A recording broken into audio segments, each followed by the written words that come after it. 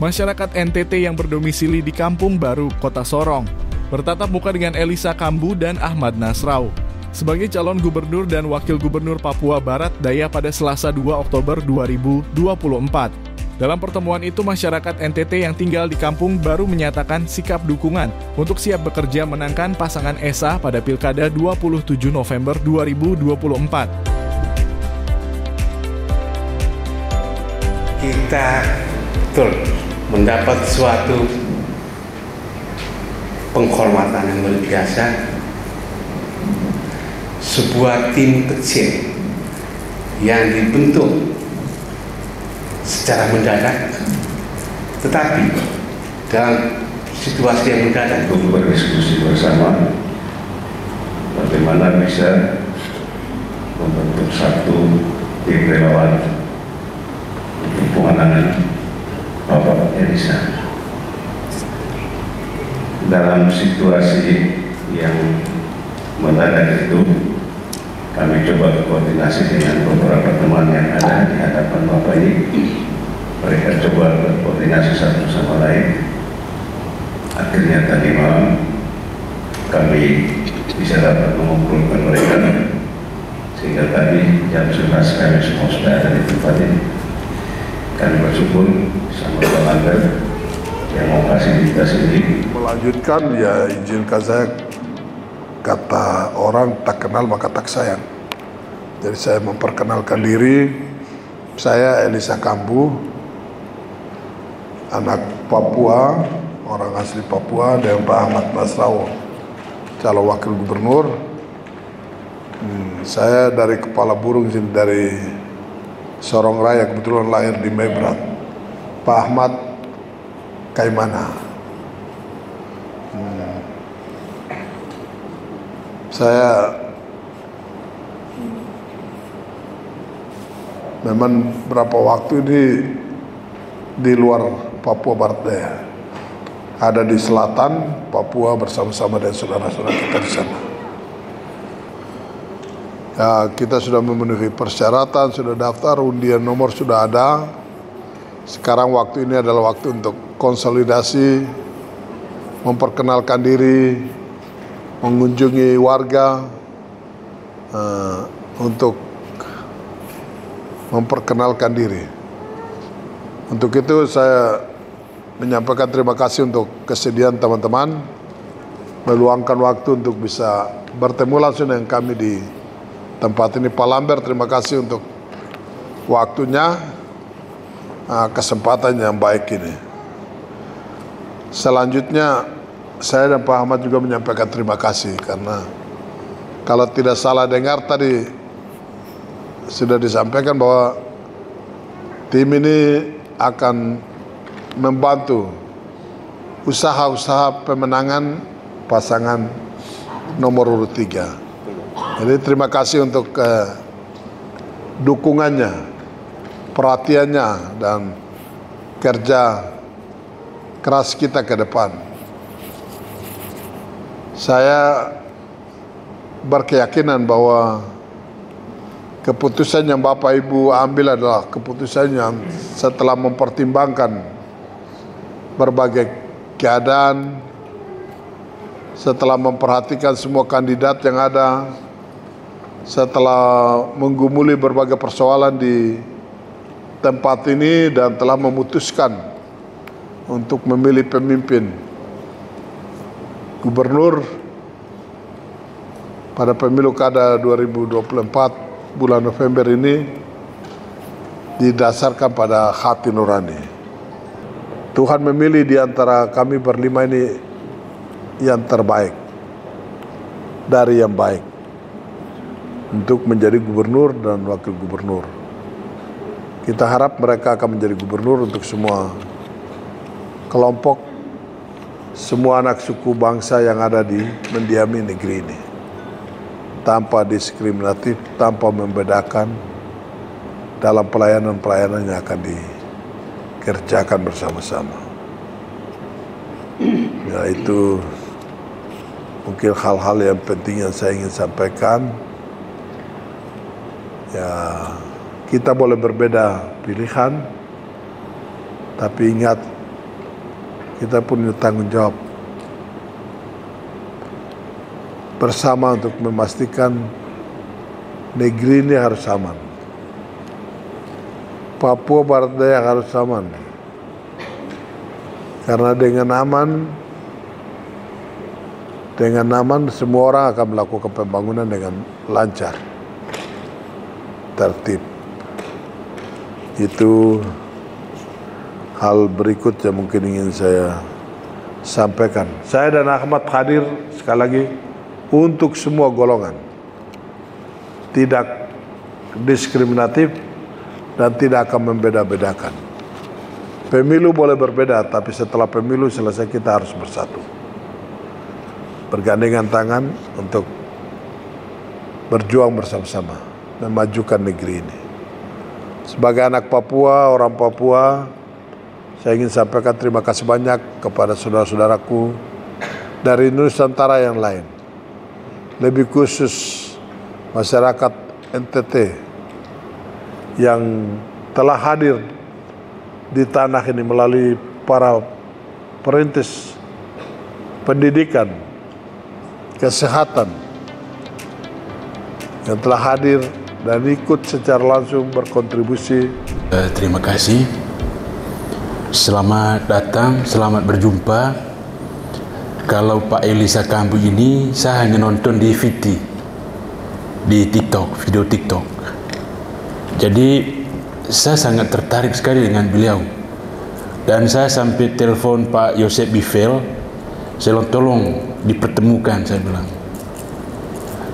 Artinya kan Pak Elisa Kambu ini adalah idola banyak orang. Idola banyak orang karena kebaikan-kebaikan, karena hatinya itu sangat mulia, bukan karena lain-lain. Beliau ini kaya hati, kaya berbuat baik. Dan pada saat ini saya hanya mau tanya Pak, dari 3 poin, tapi saya fokus kepada 1 poin saja dulu. Bagaimana Bapak punya konsep untuk menjaga keamanan supaya Papua Barat Daya ini hidup penuh dengan damai, jangan ada lagi konflik. Karena konflik selama ini yang sering terjadi ada 4 dorongannya.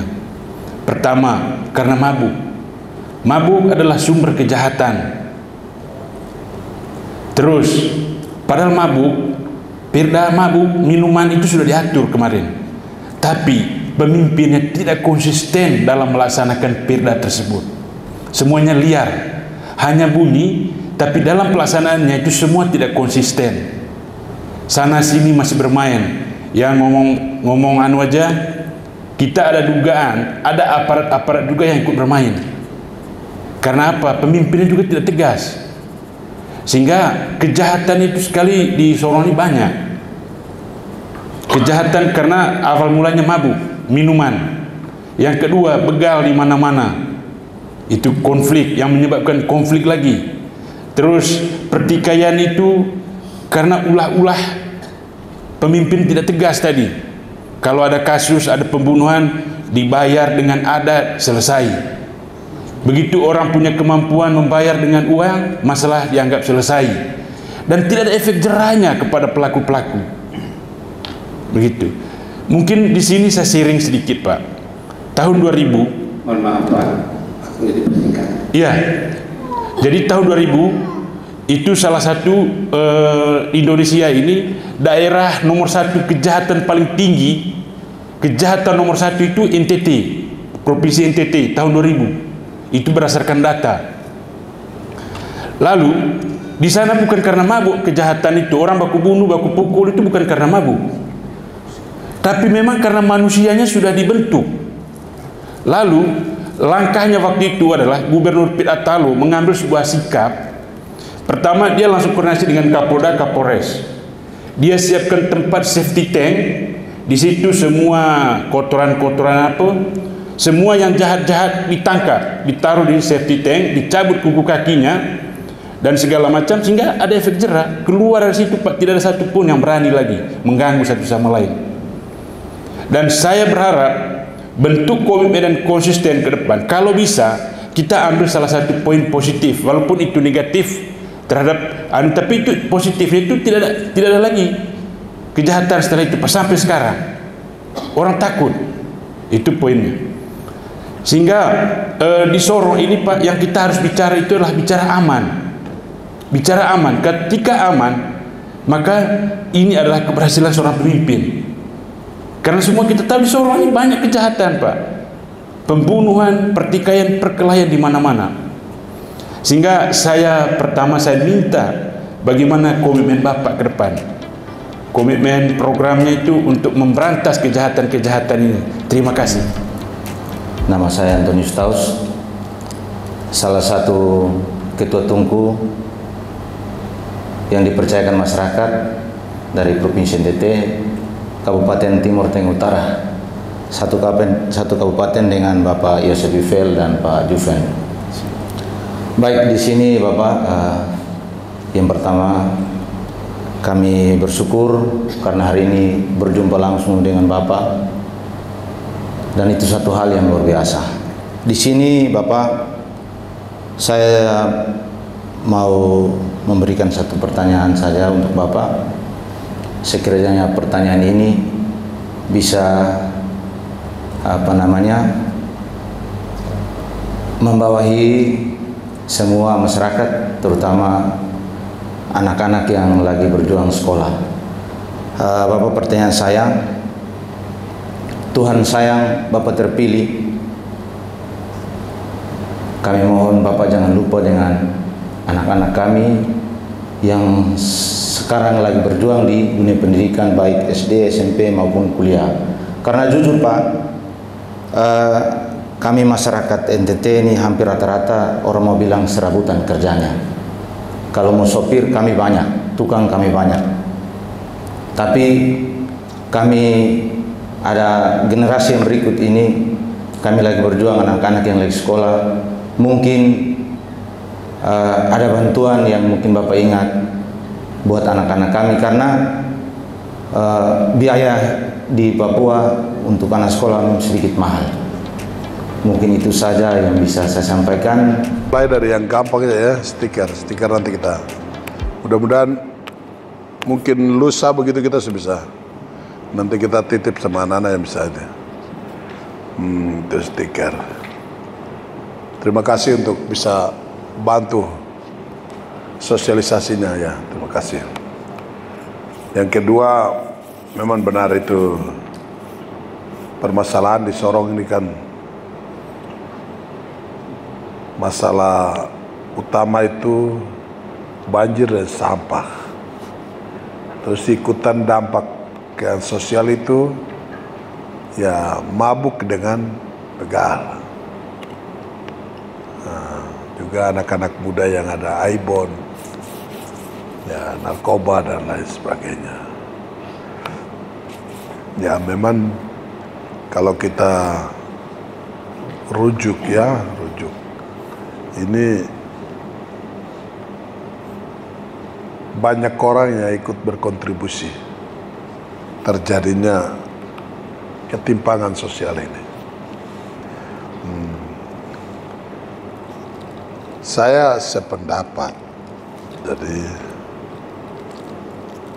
ya kita ini adalah negara hukum.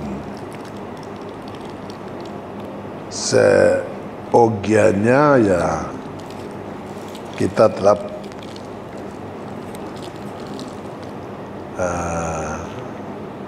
dalam memberikan sanksi atau apapun terhadap pelanggaran-pelanggaran yang dilakukan.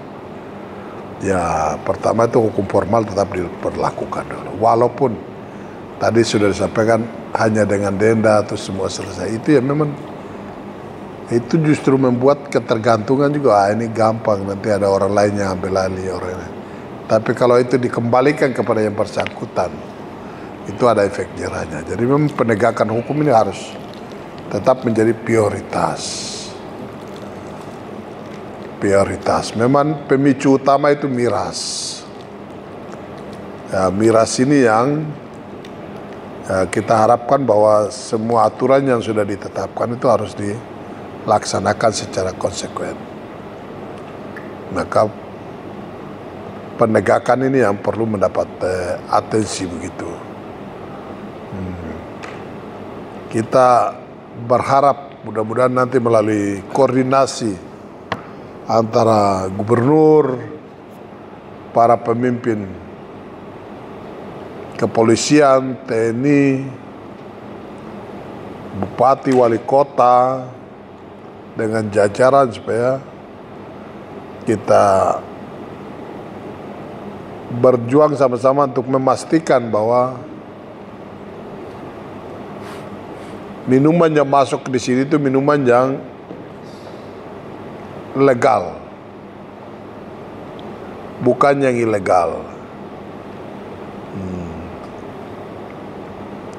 Karena yang pemicu orang mabuk banyak ini yang ilegal itu yang banyak. Memang kasarnya sementara tuh ada backing begitu. Kita juga di Asmat juga mengalami hal yang sama. Tapi kita belum berprasangka buruk sampai sejauh itulah. Ini tinggal nanti dibangun koordinasi. Tinggal ada komitmen kalau ini bisa ditiadakan itu lebih bagus lagi. Dan itu memang perlu komitmen bersama. Nah, ini juga karena keterbatasan sarana-sarana fasilitas umum yang disediakan oleh pemerintah di area kota ini, sehingga orang anak muda bisa menyalurkan bakat, minat, dan lain sebagainya, itu juga terbatas, sehingga orang mereka kebingungan begitu. Jadi akhirnya larinya ke miras, larinya ke narkoba, larinya ke begal dan lain sebagainya. Kalau sudah mabuk mulai sudah. Hingga kita harapkan ke depan ini ya, dengan hadirnya provinsi di sini akan membantu kota ini, dan kita coba berusaha bersama-sama untuk bagaimana supaya melakukan mapping terhadap titik-titik kerawanan yang ada di sini, lokusnya di mana, siapa, sehingga untuk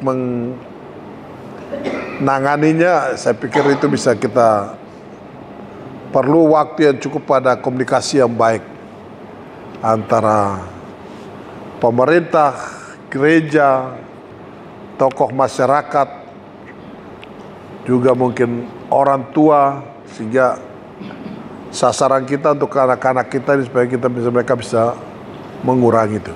Tapi memang harus ada, ini juga karena yang sekolah juga banyak, pengangguran juga banyak, itu juga jadi pemicu karena tidak ada pekerjaan dan lain sebagainya. Ini secara komitmen kita tetap harus bersepakat bahwa itu tidak boleh ditolerir, harus ditindak, harus tegas. Mudah-mudahan dengan cara begitu bisa efek jera itu ada untuk mereka yang lain. Itu nanti kita bisa lihat pendekatan-pendekatan. Itu sebabnya ruang dialog itu harus ada. Jadi pemerintah sendiri menyelesaikan tidak bisa, harus melibatkan semua pemangku kepentingan yang ada, pihak agama, gereja, masjid, tokoh masyarakat, lingkungan. Ya, kita juga bisa di samping penyelesaian secara hukum formal, tapi juga ada sanksi sosial. Ya, katakanlah contoh itu, kalau ada anak dari Ayamaru sudah satu yang itu, berarti kira-kira sanksi sosial masyarakat Ayamaru terhadap orang itu bagaimana? Atau sanksi sosial dari masyarakat NTT terhadap warga yang melakukan itu kira-kira bagaimana? Nah, ini yang nanti kita diskusikan depan sama-sama.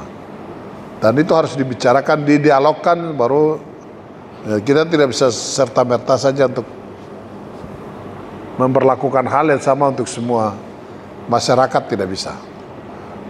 Tapi saya setuju, kita tetap harus komitmen untuk memperlakukan itu. Karena ini kota, ya kota ini kan banyak hal yang pasti, yang baik dan tidak baik juga akan berbarengan. Tapi kita berharap supaya tidak harus terjadi terus seperti itu, meresahkan masyarakat. Hal yang berikut kaitan dengan pendidikan, ya kesehatan, ini kan hak dasar warga negara. Seyogianya ya pendidikan ini harus murah begitu. Dan memang gratis harus, ya SD, SMP, SMA itu harus gratis. Nanti perguruan tinggi baru silakan. Harusnya. Nanti kita lihat sama-sama apakah di sini bagaimana, pengalamannya bagaimana.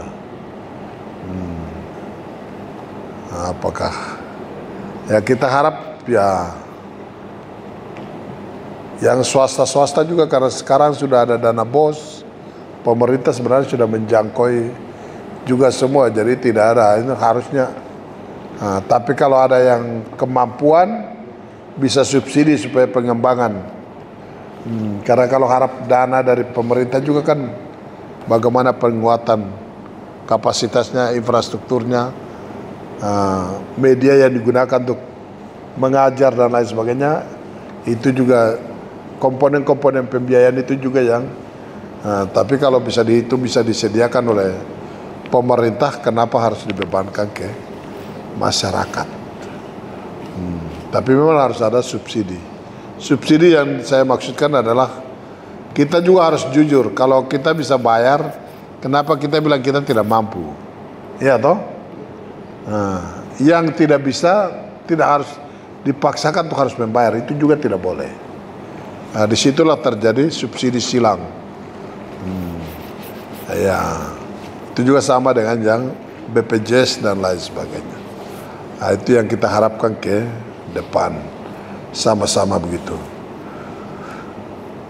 Memang kalau masih ada pungutan-pungutan, apakah yang mahal ini karena ada pungutan di sekolah atau karena ada fasilitas belajar tambahan dan lain sebagainya, ini ya nanti kita lihat sama-sama sehingga kita memutuskannya ya berdasarkan apa yang kita lihat sama-sama begitu. Harap untuk, karena undang-undang kita kan sudah wajib sampai di SMA itu sebenarnya sudah bebas biaya lah, biaya pendidikan. Kalau perguruan tinggi masih ada lah. Ya itu ya, nanti mohon izin nanti kita lihat lagi. Kalau Tuhan izinkan saya, nanti kita akan, karena gubernur karena pendidikan apa ini kan semua ada di kabupaten kota. Tapi gubernur tugasnya adalah sebagai wakil pemerintah pusat yang ingin memastikan bahwa semua urusan penyelenggaraan pemerintahan ini, pembangunan, ketentraman masyarakat ini harus berjalan. Maka dia hadir dengan regulasi, peraturan-peraturan yang kita harapkan ini bisa dilaksanakan oleh kabupaten kota. Dan pengawasannya bisa kita lakukan cepat karena kita sudah ada dekat di sini. Sehingga menghindari kalau ada pungli atau ada biaya-biaya tambahan seperti itu, mungkin kita bisa lihat sama-sama. Termasuk berobat ya, termasuk biaya kesehatan dan lain sebagainya. Mungkin seperti itu ya. Tapi ya kita harap karena penanganan kesehatan ini pelayanan dasar, pendidikan itu juga pelayanan dasar yang merupakan hak warga negara yang harus dinikmati oleh setiap warga negara tanpa diskriminatif. Itu konsep itu yang mungkin kita bisa lihat sama-sama. Saya rasa begitu. Jadi mohon izin Bapak Ibu saudara sekalian, di berbagai kesempatan saya dan Pak Ahmad saya sampaikan, waktu kita hari ini sampai dengan tanggal 23 November itu waktu di mana saya dan Pak Ahmad mungkin bicara-bicara begitu. Nanti setelah tanggal 27 sampai dengan Januari, Februari itu kan jeda sebelum pelantikan. Nanti waktu itu yang kami manfaatkan untuk berkunjung kembali ke masyarakat berdasarkan rekapan hasil perolehan pada pemilu kada ini. Daerah-daerah yang kita pastikan menang, kita datang untuk punya waktu giliran lagi untuk mendengar dari masyarakat. Masyarakat yang harus menyampaikan aspirasi. Karena aspirasi ini akan kita tampung, begitu pelantikan ini akan diakomodir dalam dokumen perencanaan kita. Rencana pembangunan jangka panjang Papua Barat Daya 20 tahun dan rencana jangka menengah 5 tahunan yang pasti akan dijabarkan dalam rencana tahunan berupa kebijakan dan program. Itu sebabnya nanti waktu inilah banyak kita akan undang, kita datangi tempat-tempat yang kita menang, kita juga undang para pemangku kepentingan, pemerhati sosial, orang-orang yang punya kemampuan di bidang-bidang tertentu, kita kumpulkan untuk mendapatkan masukan sebanyak mungkin yang akan menjadi referensi dalam penyusunan dokumen perencanaan pembangunan Papua Barat Daya jangka panjang 20 tahunan dan jangka menengah 5 tahunan. Nah, mungkin itu yang bisa dapat saya sampaikan. Mohon maaf kalau penjelasannya tidak bisa menyentuh, tapi kira-kira seperti itu beliau. Jadi saya sependapat, kita semua punya komitmen, penindakan harus tegas. Oke, makasih. Saya Bapak Muhammad yang saya hormati, saya atas nama tim ini sebagian besar ada dari NTT, yang lain non NTT, tapi ini kita bersaudara semua. Kami ada di wilayah Kampung Baru, Bapak. Saya bangga ibu-ibu datang dengan anak-anak ikut mau melihat Bapak calon pemimpin mereka yang akan datang. Untuk itu saya atas nama tim ini, ya saya sebenarnya saya juga Ketua Ikatan Keluarga Maumere Kota Sorong. Saya Ketua Dewan Penasehat Lubang Kota Sorong. Tapi kami tidak kerja untuk Lubang, kami kerja untuk orang NTT. Siang hari ini saya sampaikan terima kasih karena begitu sibuknya Bapak berdua yang kami lihat dari detik ke detik itu masih menyempatkan waktu berjumpa dengan kami, dan ini sebuah kekuatan bagi kami untuk mempersiapkan rencana yang mulia ke depan. Semoga Tuhan memberkati kita semua, kita dapat memenangkan Bapak Elisa dan Pak Muhammad menjadi pemimpin di Provinsi Papua Barat Daya. Kita tahu betul bagaimana keadaan provinsi ini. Pendidikan masih tertinggal, kemiskinan, banjir. Sekarang Kota Sorong ini sudah mulai macet. Siang-siang hari, sore hari kita mau ke daerah Kilo itu sudah berjam-jam, tidak kayak dulu. Jadi memang orang bilang suatu kota itu kalau dia maju itu kriminalnya itu naik, dan itu kita sudah mulai alami di Kota Sorong.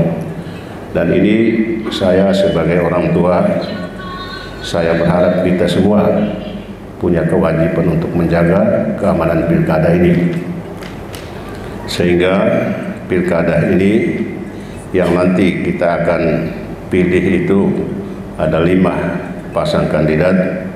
Semoga salah satu dari 5 itu yang akan menjadi pemimpin kita yang akan datang. Hari ini kita bersama Bapak Elisa dan Bapak Muhammad, ini menjadi komitmen kita untuk kita persiapkan dan kita sukseskan pada tanggal 29 November. Demikian Bapak, mungkin ada tambahan lagi? Ya, sudah cukup.